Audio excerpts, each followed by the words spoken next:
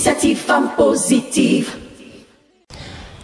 Une belle, je pense, anecdote qui marque mon arrivée dans le monde des médias, mais surtout en tant que journaliste sportif. Et j'insiste, journaliste sportif, parce qu'on l'a souvent dit, parce que nous étions des femmes, nous étions des journalistes sportives. Pour moi, ce n'était pas juste. Je travaillais à Radio Nostalgie, pour ne pas citer cette radio, et je faisais le journal samedi, dimanche, et le titulaire du poste de journaliste sportif n'était pas là. Et mon directeur m'a demandé, connaissant mon passé de sportive, Eliane, est-ce que tu peux faire cette retransmission en direct? On est bloqué. Je lui ai dit oui.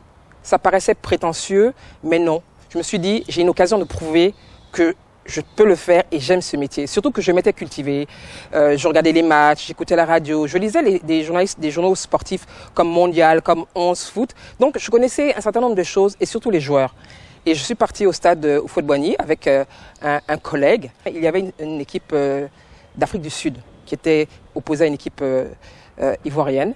Donc j'ai fait ma retransmission, ça s'est très très bien passé. J'étais vraiment dans mon match concentré, je connaissais les joueurs, j'avais suivi toutes les précédentes étapes jusqu'à la finale, ne sachant pas que on me proposerait de faire cette retransmission en direct.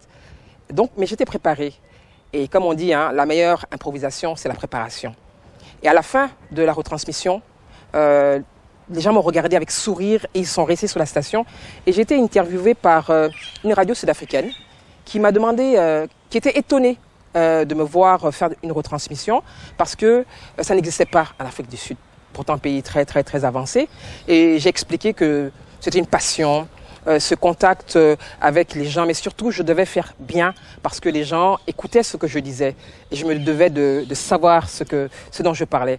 Et ça a été mon premier contact radio.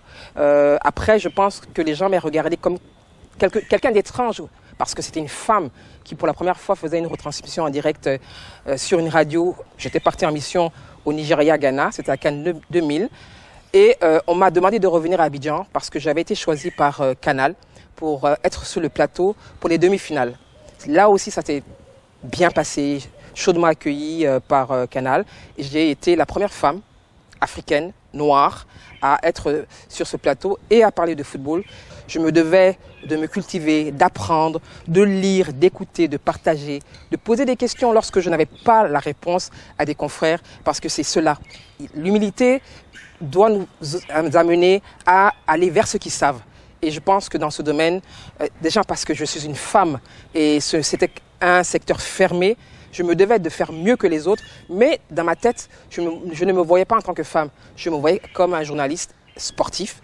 Et je pense que mes confrères me l'ont bien rendu lors de certains échanges, parce que me demandant, par exemple, si je me souvenais de telle date, ce qui voulait dire qu'il y avait la crédibilité et le respect, et c'était en définitive une grande famille.